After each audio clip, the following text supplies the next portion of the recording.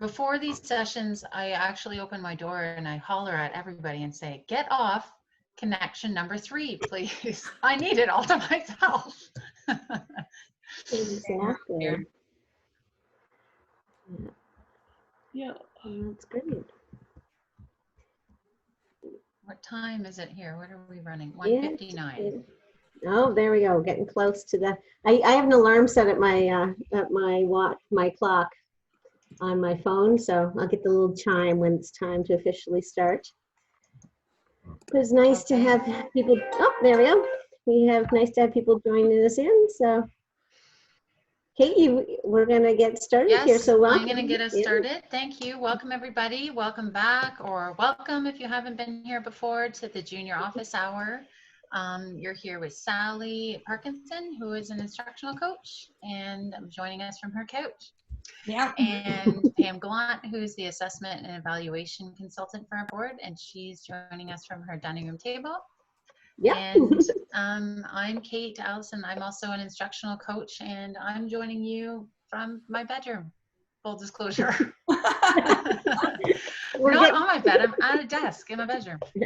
Yeah, well, I'm glad you're not laying down, Kate, in your bed, because I've seen you doing that. I'm not. And I made it. It's all really nice. Yeah. It's the only place with a locked door in my house, so I have to use it. Yeah. There you go. Also, you do need that. I'd like to welcome all the puppies that are with us today too, and all the kitty cats. Oh yeah, I've got one right here. There you go. They're there. I was on an Instagram account I followed. One of them said, our dogs believe that since we're working at home, our dogs believe that we've quit our jobs so we can stay home and be with them. But our cats think we've been fired, and they're really like, everybody now knows what they think of us. Like, get out of here. So like, yeah, cats and dogs, different environments. So Kate, you got a little puzzle for us to solve today. Do you want to talk us through what we have to do here? Oops, yeah, well, this is a little sound clip. There's no video to it. There's a little sound. Actually, it's funny that it's red because that's my thumb. I don't know why. I put my thumb over the video and just made the sound. Okay. But yeah, try and guess what the sound is. It's guess what the sound is, and you can guess in the chat if it's loud enough. Okay, I'm just going to present here again because I feel like, there we go.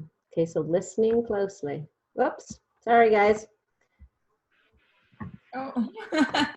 I feel like coming. A sneak peek there, Kate. I have to be honest. I think I've seen the image. Oh no. Oh, I am seeing it again. Yeah. Oh no.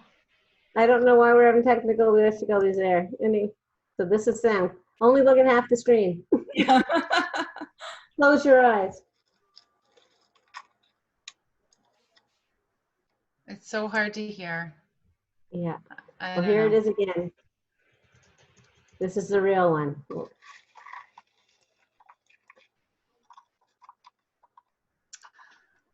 Too bad. That was going to be so good. It was. I know. It worked for me when I did it, and I really enjoyed it. But hey, that's the way it works when we're dealing with tech. Yeah, exactly. This week, and she was like trying to share from her iPad, which like she had done, and then it didn't work, right? And it's just, that happens. Yeah, it happens to the best of us and the worst of us, right? Best of times. But like, why did you take the time to create something like this, Kate? Well, I just thought it would kind of pique people's interest on what the noises are. Mm-hmm. Oh no, am I freezing up? You sound good to me. You're good now. Okay. Yeah. Yeah, we actually went through about a whole row of crackers to do that because we just couldn't get the sound right. And I had another one, but Sally guessed it right away, so I was trying to make it harder. Anyway, we'll try again next week. Yes, exactly. And I wanted it a clip sort of to pique people's interest because I think video clips is the topic of the day, so I thought we would just get people's minds going on that. Yeah. I think that will, like, students would love that. There's a teacher I know that's using like a zoom in on a picture, like showing like a small part of it or like a tiny part of it, and then keeps getting bigger and keeps seeing more, and then they guess. So it's kind of fun. It kind of reminds me of that. Absolutely. There we go. Okay, so this is a quote that we've sort of been starting with, an African proverb, if you will, and we kind of sums up what we're doing in our remote learning, not just in this office hour, but how we think teachers are sort of approaching remote learning in general. Yeah, and I think this week it's been evident that we need people to go with us emotionally too, right? Like to have the person to cheer us on, pick us up. It's not just about going far with getting learning out for students. It's the whole package to deal with it. Oh, and land acknowledgement. So this picture, Sally, did you add this one? This looks like a frosty. I did. What happened to our? It was on the Blackburn News yesterday, and I was like, oh, I love that picture. And I was just like, hey, it's going to be the end of the frost. I hope that we'll have warm weather. It's the May long weekend when planting normally happens, and so I thought, hey, maybe we're going to start planting, and we're going to have nicer weather from now on. That's hopeful thinking. Yeah. So are you reading the territorial acknowledgement, or would you like me to do that? Sure, you can go for it. We would like to acknowledge that the land in which we operate our daily work activities and the place we call home is part of the traditional territory of the Chippewa, Odawa, Potawatomi, and Delaware nations. If you are connecting with us from outside these areas, we encourage you to find out whose territory you are on. So yes, and I love that, nature is always the big part of our thoughts for me it is anyway, when we talk about the territorial acknowledgement, the land which we are sharing. Mm-hmm. So last week we had that theme of keeping things alive. So Sally, I think you were the one that made the video last week, right? Yeah, so we were talking about the things that we felt were like the highlight of the week, and it was keeping kids connected and trying to pull them back in.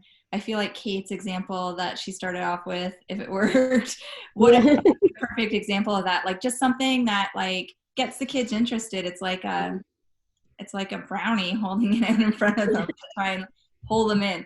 So yeah, so that video that was created, it was sent out. It's sent out in the email from Carolyn. Like every day, there's email sent out that reminds junior teachers or intermediate teachers or primary of the session that's happening. But also in that email, there's the video that is from the last week, and it's like 90 seconds. Like we try to keep it really simple, like quick to the point, just so that if anybody's wanting to know they missed or they want a reminder, then it's there. So we have that bit.ly from last week on there, and just talking about familiar routines, and yeah, it was great in there. And so these I like that we have choice. Sorry, go ahead. Yeah, we have choice where we can follow that too, right? Like I'm an Instagram follower, so I love getting those, the videos come right to me if we follow the elementary program department, and we've been doing lots of sharing through our blog as well. So lots of options for people they keep connected to the learning.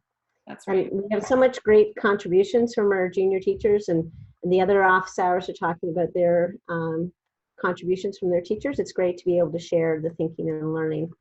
That's right. I love that. Like we have some videos from teachers today. So that's the best part. Like, cause I feel like I'm learning so much every day from the teachers that I talk with. Like they've just, the struggle, Absolutely. awesome stuff, all that. And I have a guest joining us behind me. So good. He wants to be a star. Yep. So one of the things that we did talk about last week is about like engagement, because we were maybe feeling a little low across our district about the number of students that are engaging. But then we realized that, if we just think we have a few kids connect with us today, that's a win. Like that is a really important piece for us to remember. And maybe we just look at the types of ways we're engaging with students as something we introduced last week. So like, is it that whole class broadcast, like something we record and share to everybody through Google Classroom? or maybe we're having some individual coaching like through an email or communication back and forth that way. And synchronous meetings, maybe we're taking time out of the week to have a session like planned and say like right now we're experiencing is a synchronous meeting. We've got a time and a date and purpose for a meeting. Or maybe there's some small group activities going on because, you know, managing 10 kids in a Google Meet might be a lot. Maybe, you know, 4 kids is better. And working along with our curriculum partners or prep teachers, like partnering with that might help out with the load on that. So just lots of things to think about. Like we have choice in how we connect with our students. And some of them might be easier one week and some of them might, you know, be a better fit next week. So it's important for us to know that we can be mixing it up and being responsive to our students. Is there anything in the chat there we want to consider before we get rolling into the topic of the No, video? everyone is feeling for me because the video didn't work. And it might have been, and it might have try been me again too. next week. I'm gonna try again. There you go.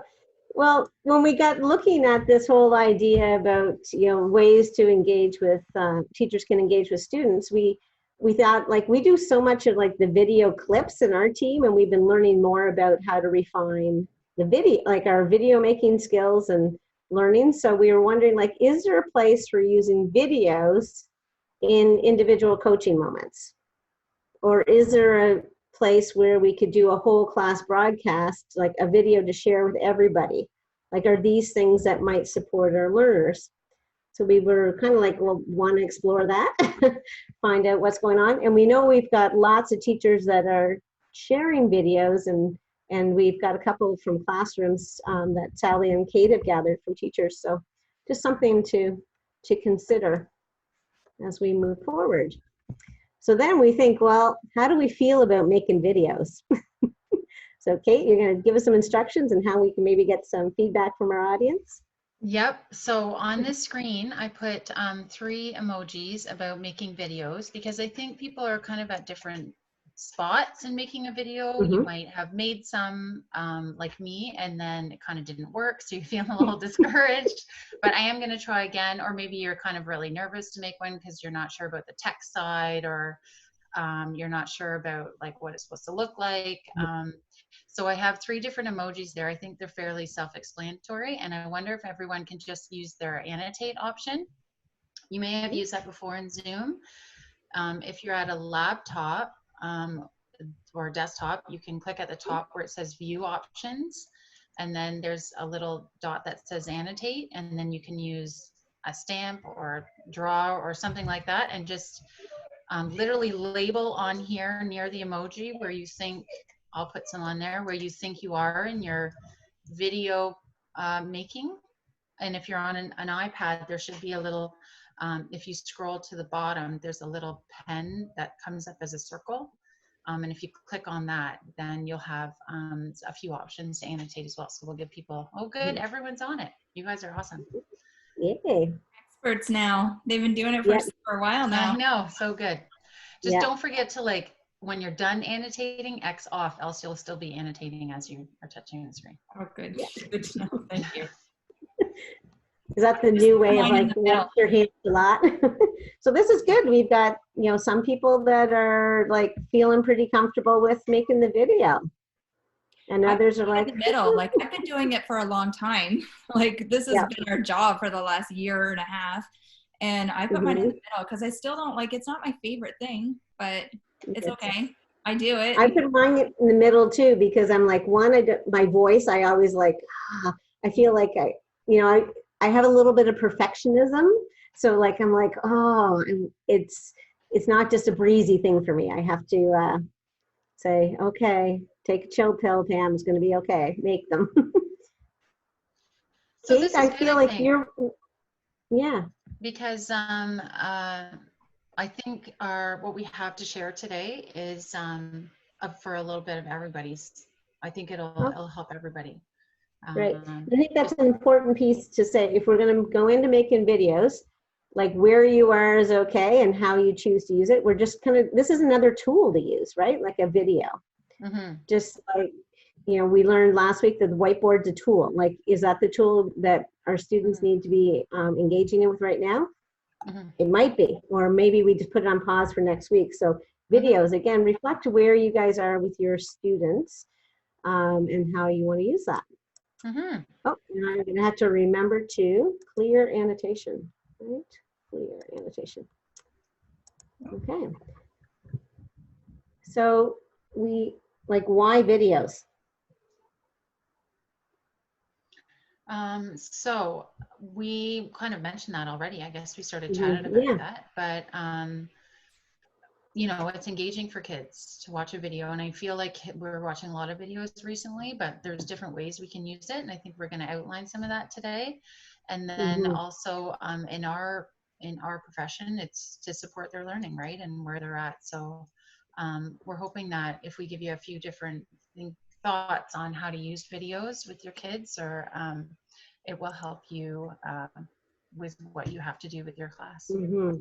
Exactly. And that word engage is a pretty big word. Like, so there's going to be, everybody's going to have their own way of thinking about what do I need to do to engage my students now or next week, right? There's a lot of diversity in that. Yeah. So Sally, like if we think about intentionality, so like what might be a purpose of a video that we would share with our students? Yeah, like I think I feel like we have a list here of 5 things, but I feel like there are so many, like I feel like we can come up with 100, right? Yeah. The purpose is like, why are we doing these videos? So like Kate said, we're trying to engage in like for the learning, right? But under that, there's a lot of different like kind of categories. So the demonstration is one of them. So like demonstrating how to do something, and we have some videos like that today that teachers are demonstrating for somebody. We also have tutorial, so like educating them, like explaining, teaching them how are we going to do this and how do we understand this, and maybe it's not always the teacher too. The next is prompting or provoking thoughts. So like I was listening to Rod talk in the beginning, and I think his idea of he said he watched the Letterman show and how like will it float?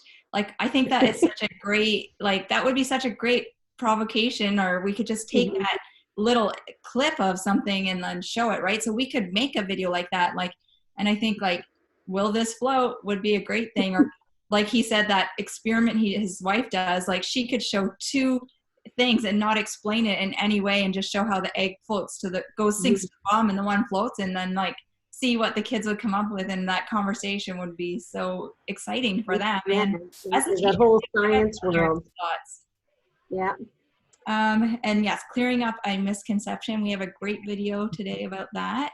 So like it can be a student clearing up misconception, it could be a teacher, it could be about a whole bunch of different things.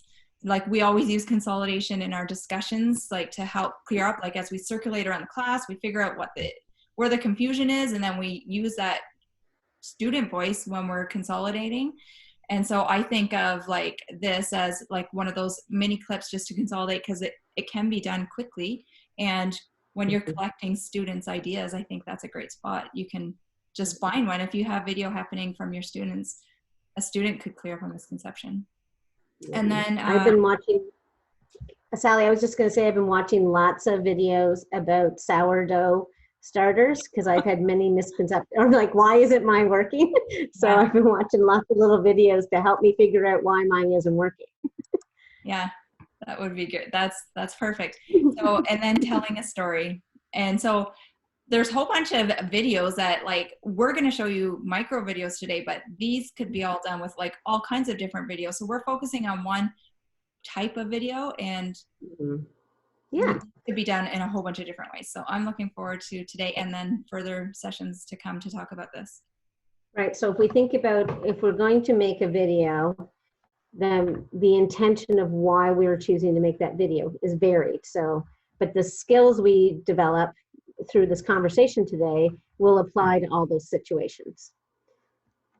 Okay. So we are going to focus on the micro video today. And Kate, like, is that a new word for you, micro video?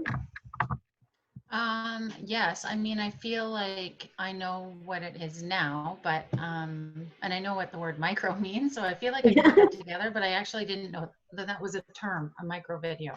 Me either. Yeah. But it is, it's just a quick informal video. And I probably have like 100 on my phone right now of just like, oh, I want a video you doing that.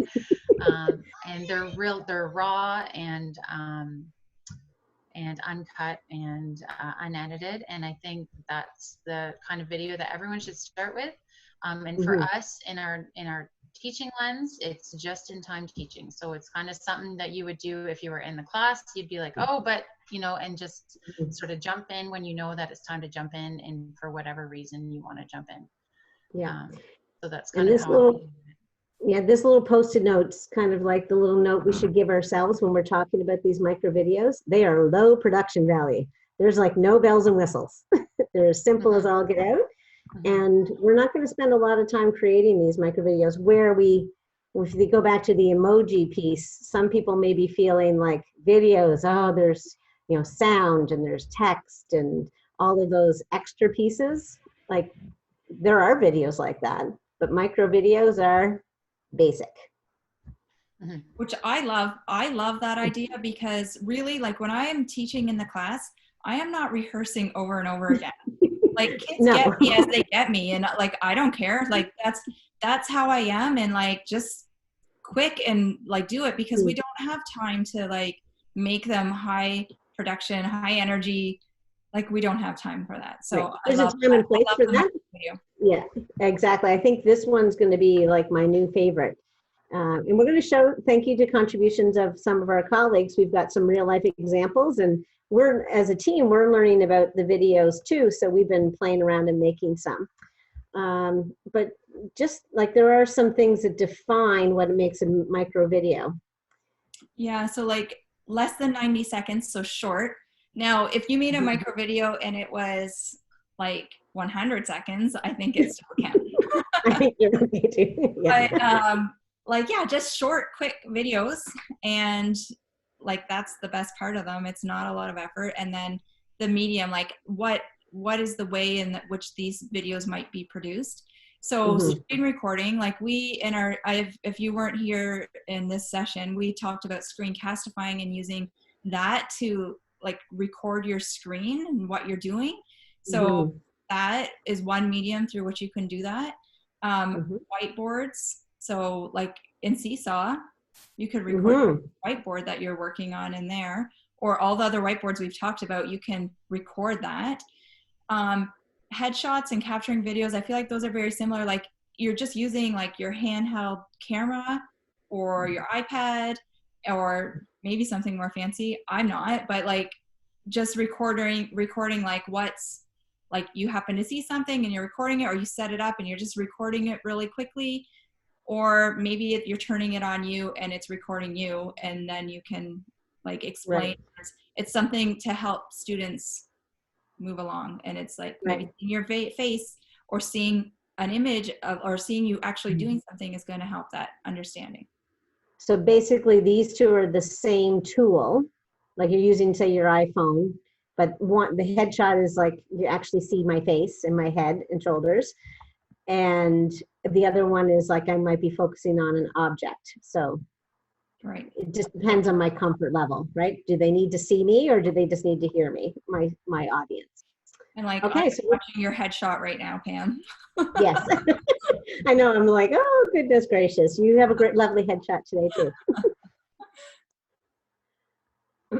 So if we are going to go into that micro video, so we talk about the purpose of the video. So the micro video is probably not where we're going to tell a great big long recount story, like a narrative. Like that's not what we're going to do. But so why would we choose to do a micro video then? What is the purpose of that micro video? So we were thinking about this collectively as a team. So like Kate, you seem to be using a lot of it for like answering a question, right? Mm-hmm. Yeah. And Sally, I know, and like in clarifying instructions, I think Kate, we're constantly back and forth. Is this what this means? So we're sending video clips back and forth. So we've actually been engaging and using like micro videos to clarify instructions. Like is this what you mean? We videotape each other. Yeah. And then Sally mentioned already, like clearing up a misconception, like that might be a great time for us to use that with students. Like if they're all, as a cluster of students may have a mix up of something, that we could use the video to help them clear up that misconception. And ooh, spark an idea or a wonder. So, and yesterday in our kindergarten meetings, we talked a lot about provocation, but provocation just isn't owned by kindergarten. So how we leverage that for our junior learners to spark an idea or a question or a wonder with all of that. Mm-hmm.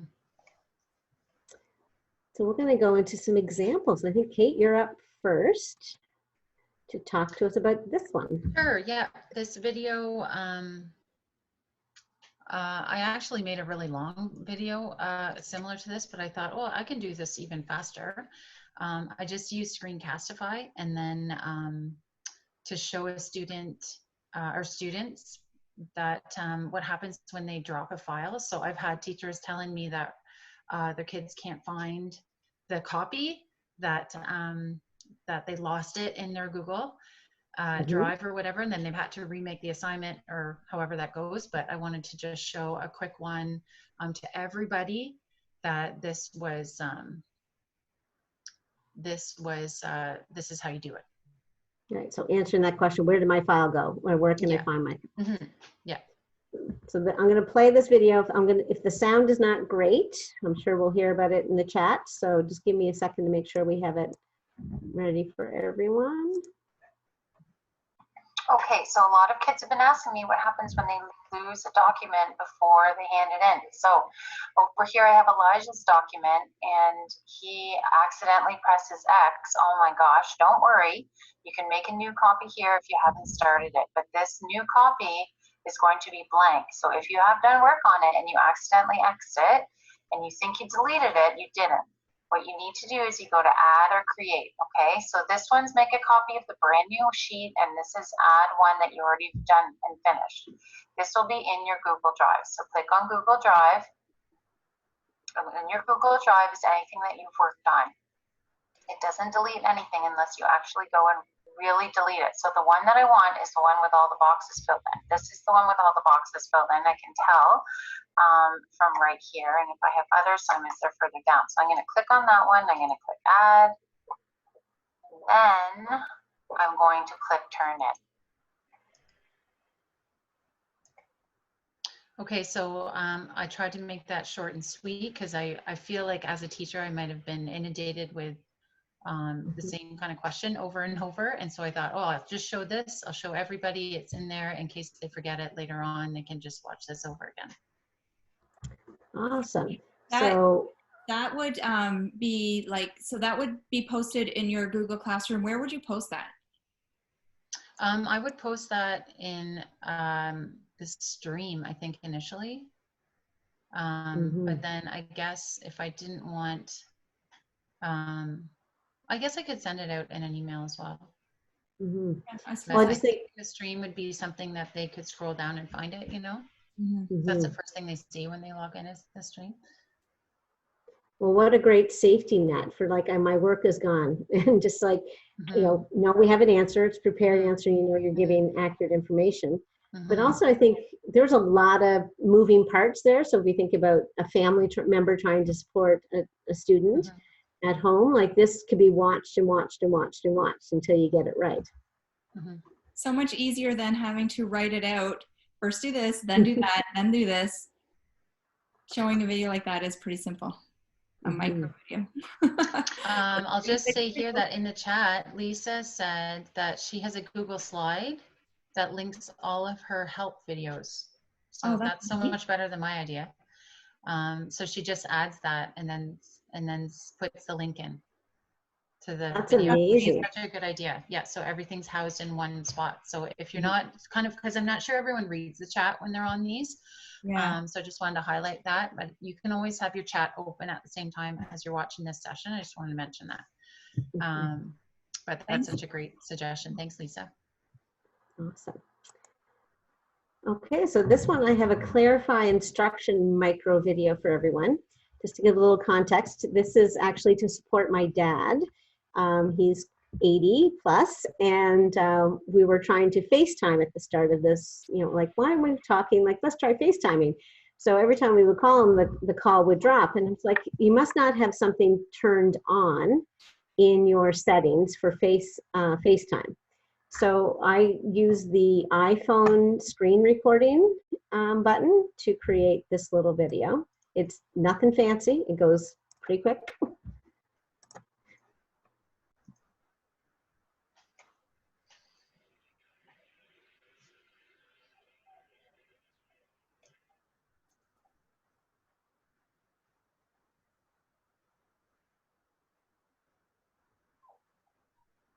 And that's it. So when I was helping my dad, like he was with me on, like we were chatting, texting back and forth. So I said, I'm going to send you something to look at, and so you can use it to set your phone. So I didn't need to use words at that time, but I was thinking after the fact, I could have talked that through, right? And Kate, you have a little tip about that, right? Isn't there something you learned about adding voiceover on screen recordings on iPads and iPhones? Yeah, so if you're on the screen record, you have to hold that button down because it defaults to being muted. And so then if you want to record the voice, then you just hold that button down, and then it will give the option to add the sound in. But then you would have to re-record that.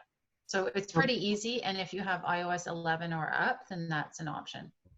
Okay, great. And that works on both iPad and iPhone to do a screen recording, correct?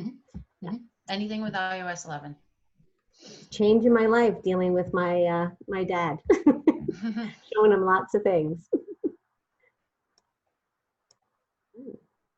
So another time where we're clarifying some instructions. So again, the purpose of creating a micro video might be to clarify instruction. And Sally, do you have a little lead up? Just I love the video. Leslie created, and she's actually here, so I don't know if she might want to speak to it, but she created this video, and I like how it just, when you see it, it's like, it's quick, and it's using Screencastify, which she's learned to use, and you'll see what I mean, like why it's so awesome, because she's just so honest with what's going on for her right now in her learning, and so I love the video.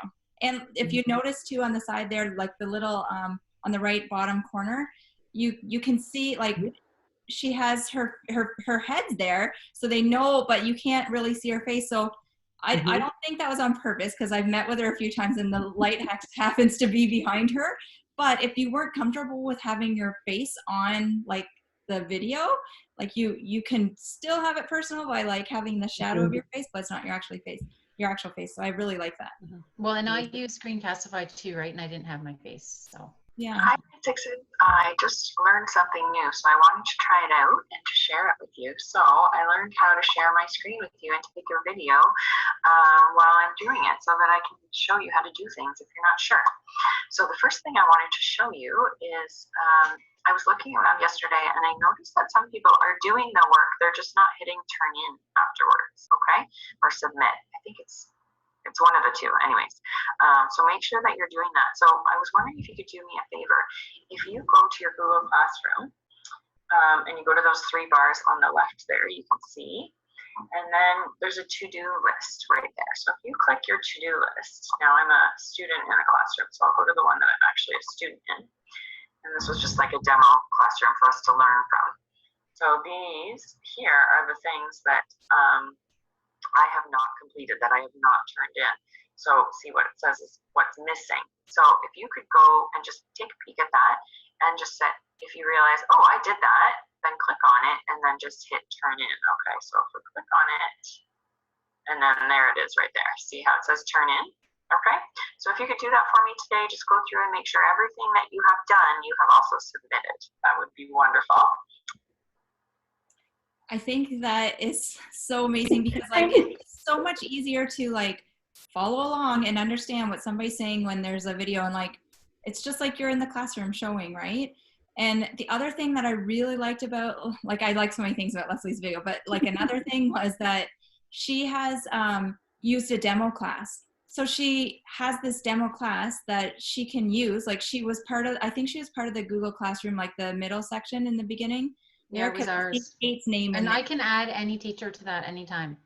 Yeah, and so she has that demo class, and so then no student's information is being shown on that video, which like protects their privacy. So I really like that. Leslie, did you want to take your mic off and tell us how the process was for you creating your first Screencastify? No pressure. You can just type no in the chat if you want.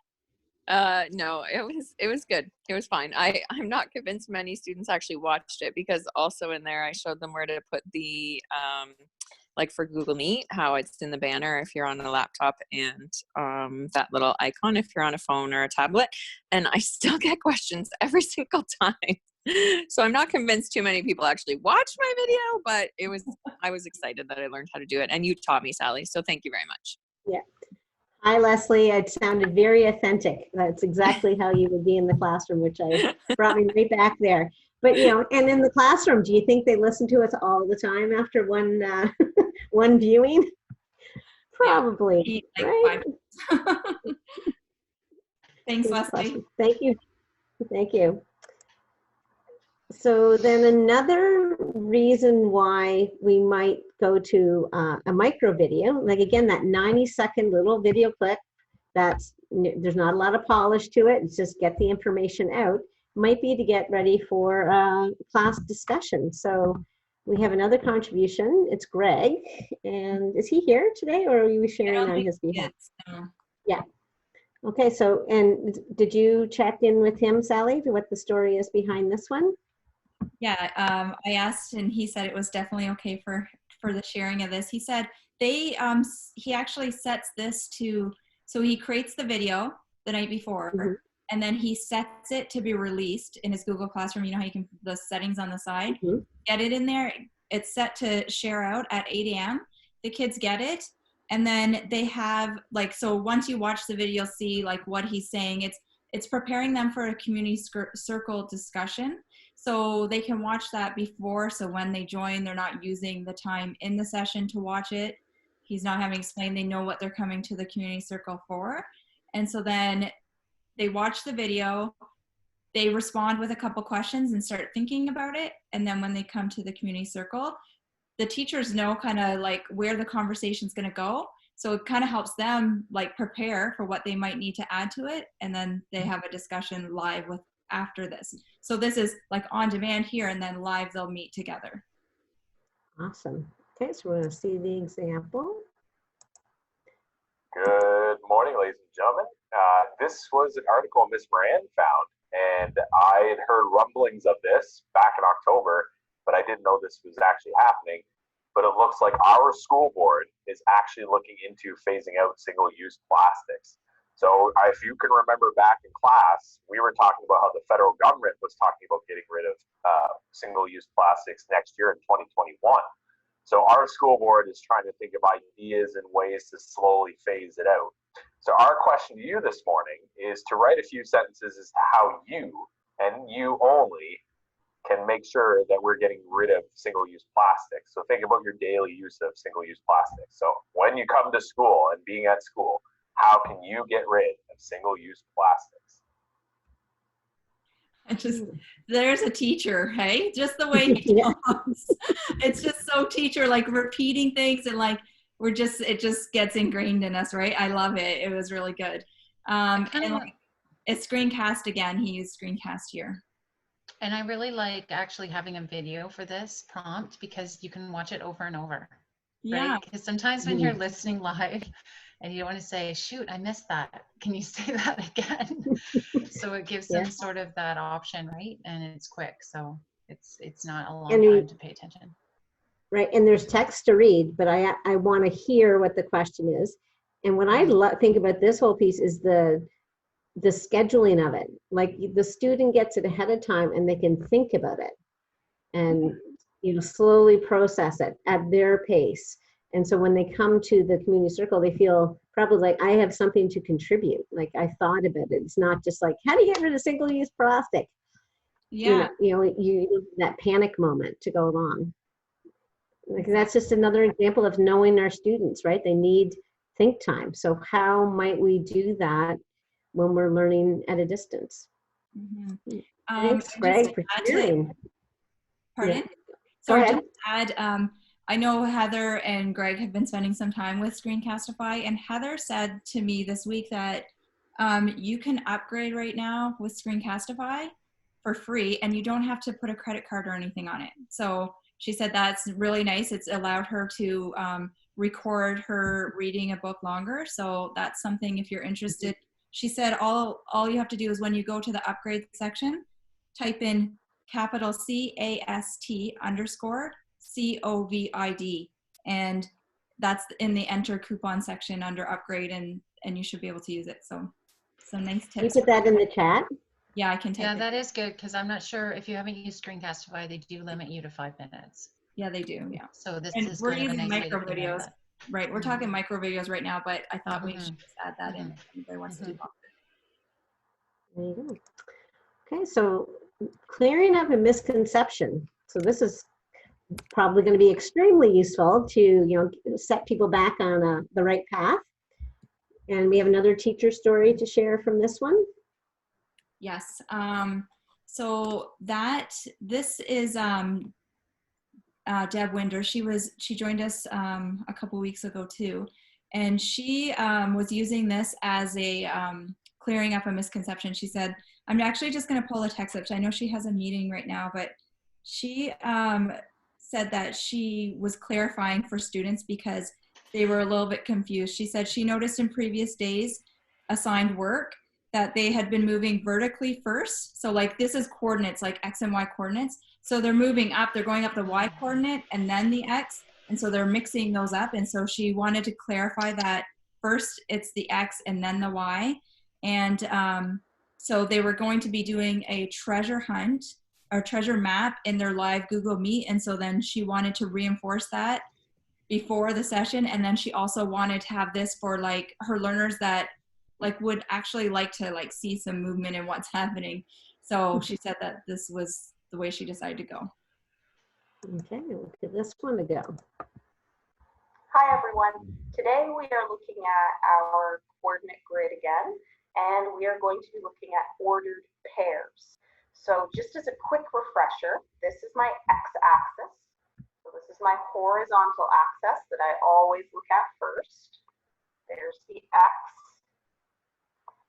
And here is my y-axis that I always look at second, moving vertically, and there is my y. So today I have placed a few Easter eggs, 4 of them to be exact, on my axis. You can see I have a blue, a green, a yellow, and a pink.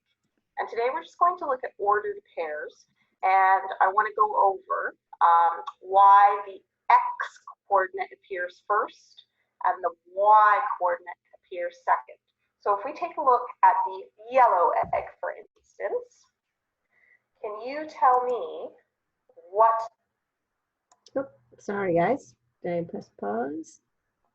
The x coordinate would be. So we have to move left to right first. In this case, we're moving right, and we are moving how many? 1. Then we would be going up 1 on the y-axis, so the coordinate pair is 1, 1. If we look at the green egg next, we'll look at the green egg.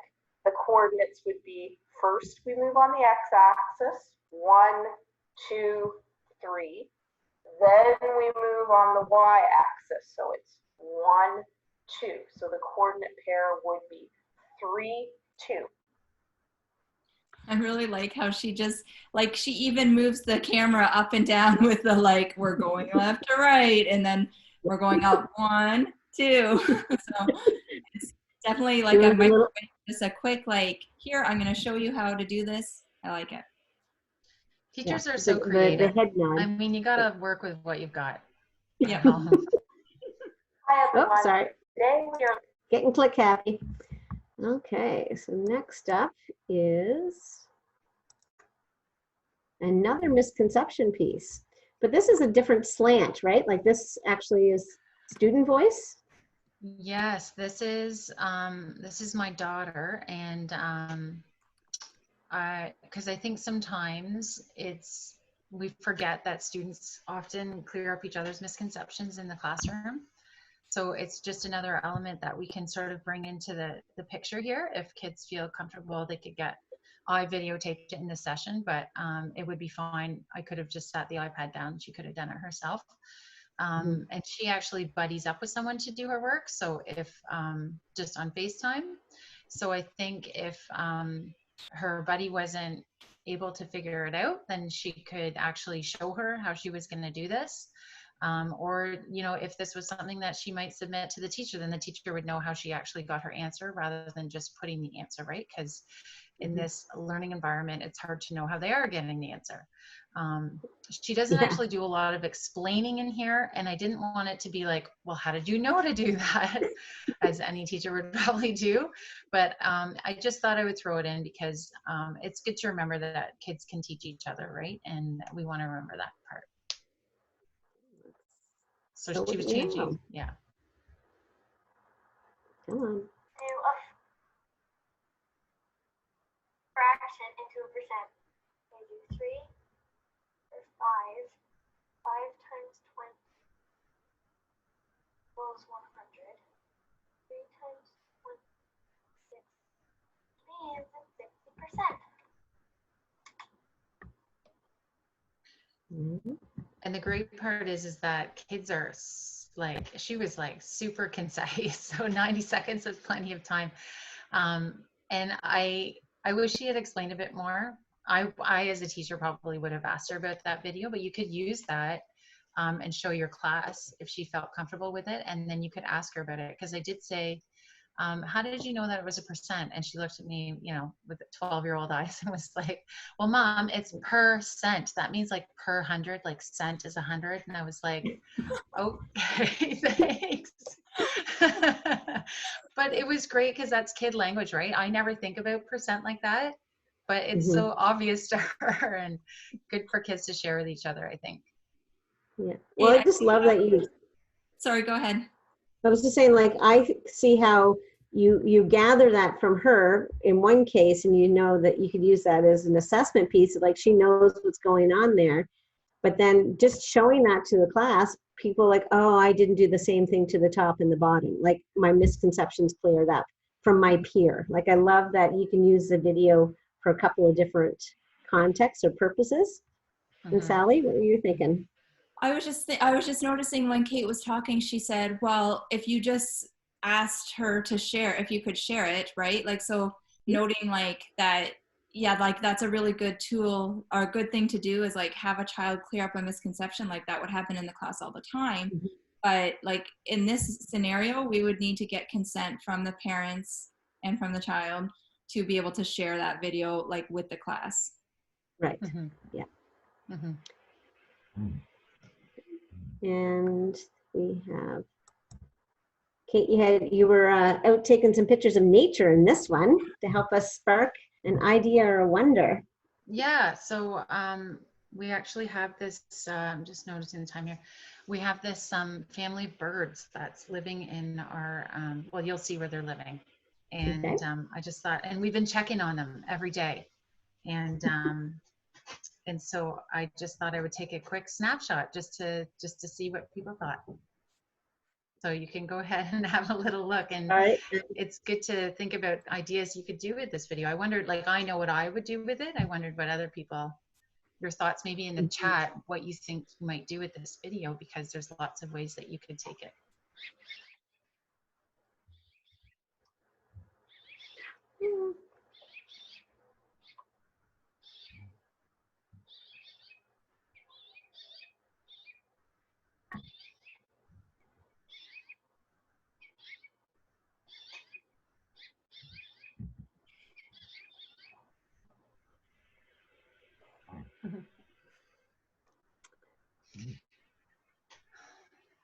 Well, somebody didn't sound very happy. Yeah. So I wonder if anyone can think of a question that could go with that, or what you might use that video for. There's obviously no talking. It was just something I took. And I wanted to mention that I realized that the video is vertical, and if I had changed my phone horizontal, I would have had that full shot. So that's a new learning for me.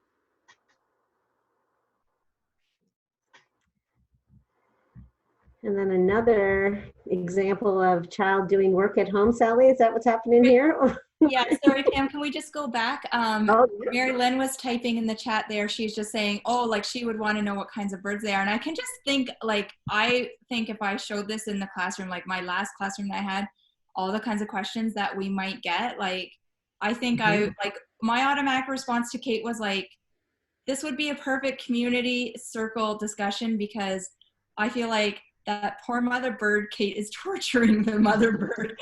And I was like, oh, that poor mom, she thinks you're going to attack her birds.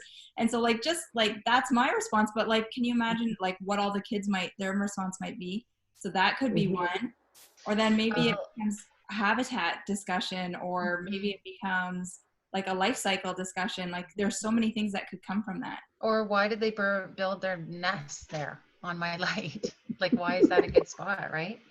There is reasons, neighbors would ask, why would you let them build that spot there? I will tell you this, there were 4 eggs in there when we started. And I only see 2 birds, but maybe that's just. Good.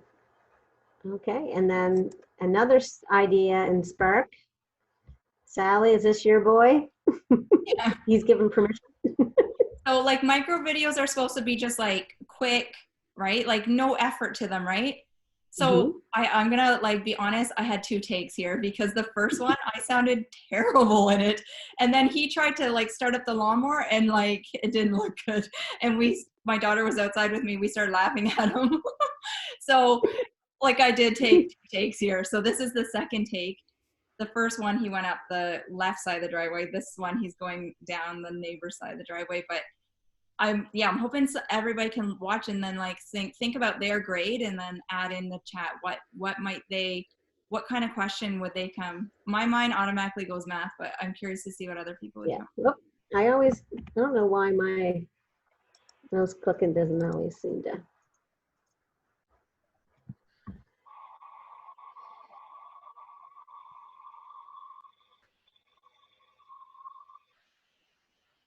The video is kind of slow for me. I don't know.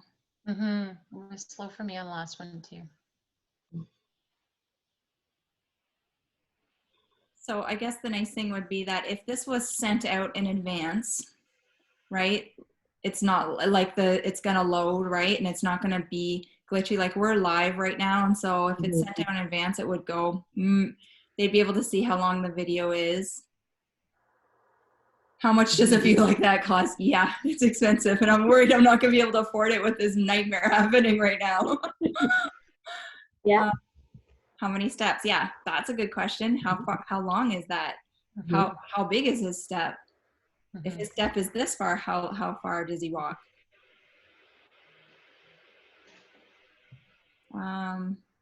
Mine was going to like estimating like the amount of time it would take to cut the grass, because I know kids hate doing chores. My son does.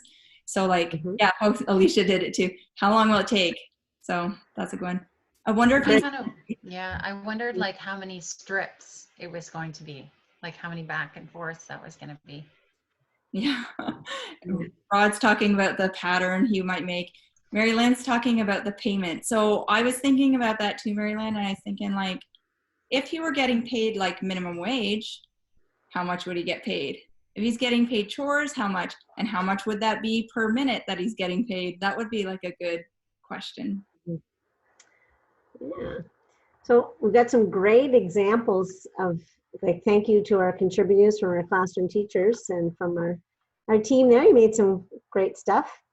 But we want to reflect on like, what tools do you need to do this? And really you just start with that device that you have. So if it's an iPad or a phone of some sort, we can use the video feature on that. And then computers have the access to like the whiteboard recordings, Screencastify. In Seesaw, you can record the videos through there too. So like you don't need a lot of bells and whistles when it comes to devices. Mm-hmm. And if we think about videos, like on that whole scale of things, like if we think about our videos that we put in to summarize like our office hours, are we using videos? Yes. Do we use images? Yes. Text is sometimes put in there. We have narration over the top. There's music coming in. There's animations, like we circle things. But that's a more polished product. The micro video is meant to be simple. So we can, like, we don't need text. Like, we didn't put any of that in there. And animation, that there's no need for that. We're just going down to the bare minimum. And even though we could put in music, it's not necessary. So really the power of the video and having voice together, or a collection of images that run together, like we make our own video, say in clips, like putting together images. Like it's a simple collection of media pieces to put together those micro videos. And that 90-second limit too is really like helping us focus on keeping it micro. I think the micro video is my favorite, just because like it's giving you permission to just do what you would normally do in the class. Like just here, this is what it is. It doesn't have to be incredibly fancy.